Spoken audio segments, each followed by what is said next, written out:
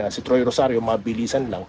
May desisyon na po siya, no? Yun na nga lang, wala pa siyang anunsyo. Okay? Aantayin po natin yan. Anytime, lalabas na po yan, no? So, relax lang po tayo, no? Jeremiah Gray at Malonzo, no? Baka lang po maglaro, pero hindi sure, no? Hindi po ipupuwersahin yan. Pero sigurado na wala po siya sa Gilas, Pilipinas, no?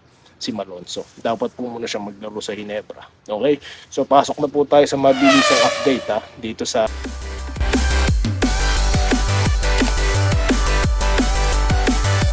yeah, so welcome no, dito sa Denrica Toy TV Sports, no. Well, nandito po tayo sa Fort Rod Hill, no. At Fitzguard Lighthouse, ayan, nasa likod natin. So mabilisan lang, no. Hindi ko mapigilan di mag-plug, no. Usapang Gilas po tayo, no. Mabilisang Gilas, Troy Rosario, no. At ilan pa pong mga updates, no. So kanina sinabi na po natin diyan na ang ating pong updates, no, about Troy Rosario, dahil nga, well, una, no, bago ko to ituloy, baka di pa po kayo subscriber ng channel na ito, no, baka po kayo nag-enjoy sa magandang view, ha? Ganyan din po ko dati sa mga naliligaw po dito, ha. Pindutin nyo na po yan para nano-notify kayo sa susunod nating video. Okay, so yun na nga po, guys, no. Ating pong tinalakay kanina, si Troy Rosario, mabilisan lang. May desisyon na po siya, no? Yun na nga lang, wala pa siyang anunsyo. Okay? Aantayin po natin yan. Anytime, lalabas na po yan, no? So, relax lang po tayo, no? Jeremiah Gray at Malonzo, no? Baka lang po maglaro, pero hindi sure, no? Hindi po ipupuwersahin yan. Pero sigurado na wala po siya sa Gilas, Pilipinas, no? Si Malonzo. Dapat po muna siya maglaro sa Ginebra. Okay?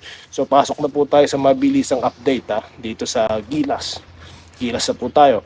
Sa Akinsi po, mag-resume na ang training, no? Kasi nga po, binigyan po ng pagkakataon. Ito pong sila, yung mga naglaro po sa finals, hindi sa Boracay Cup, finals. Yan po yung sila, TNT, no? Players, na katulad po ni Pugoy, si Oftana, no? Sa Barangay naman, si, Japet, of course, at si Thompson, no? At kung meron man ako nakalimutan, dahil wala akong listahan ngayon dito, sulat nyo na lang po sa baba, no? Alam nyo naman tayo dito, may mga fact checker po tayo, no? Malulupit po mga subscribers natin dito. At yun na nga po, no? So, 15 po, no? November 15, sila po'y magpa-practice. So, may 6 na araw lang po silang mag-prepare. Ayan. So, yung listahan po ng, yung mga players na maglalaro, nandun na naman no? Sinabi ko na kanina, guys, no? So, yan po'y maaga ng isinabmit. At kasama po dyan, of course, si AJ Edu, no? Na magpapalit. Ang 6'10", no? Na talaga pong maganda po sa depensa yan. At wala man si Malonzo, kompleto pa naman kahit papano, no? Dahil bumalik na si Edu. Siya yung hindi kasama, di ba? Nung nakalaban na Latvia, no? So, ngayon, kasama siya. So yan po ang matinding lineup ng Gilas Pilipinas, po. At wala naman po napaulat na injured. Okay? So yun lang po, mabilis ang update lang po tayo at tayo po yung mag-shoutout lang. No? Okay? Shoutout po tayo, mabilisan lang, no? Dito kay Minerva Jaba, no? Hello po, sir. Justin Brownlee is still the best import. Yun. May nagsasabi po, pahingayin daw muna. Well, ang sabi ko,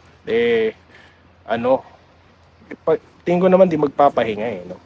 So, yung mga yan, konting rest lang naman para mga sundalo yan, no? As long as gusto niya, no? And I don't think, sabi niya nga, gusto niya pa ng another title shot dito kay Ronde, di ba? Rebanse lang na rebanse, parang basketball lang yan, parang, sige, rebanse, di ba? Sunod po, ito po si, Marciano Gonzales, So, Ginebra solid ako, manalo matalo, support Ginebra tayo, babawi tayo next conference, walang karma dyan, yun. Sadyang kulang lang ang Ginebra. So, tama naman po kayo dyan, sir. No?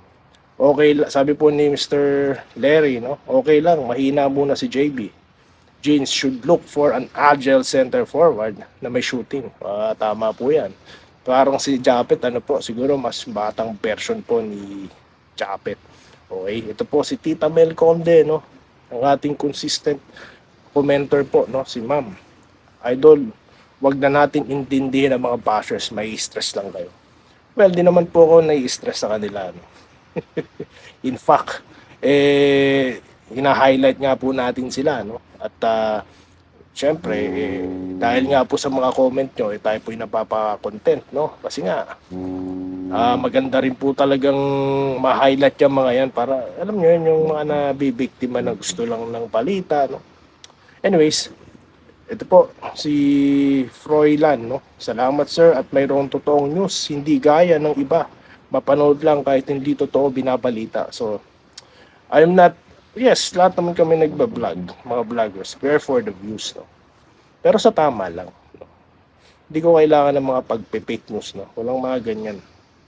Okay? Ganun din po kay Dioseto Feo, no? Solid Ginebra ako, full support pa rin, NSD, go, go, go sa next conference. Nakaabang na po ito sa next conference, no? Maganda po ba ang ano natin, ha? Sa mga basher, nag-i-enjoy ba kayo sa ating ano, sa ating background? Okay.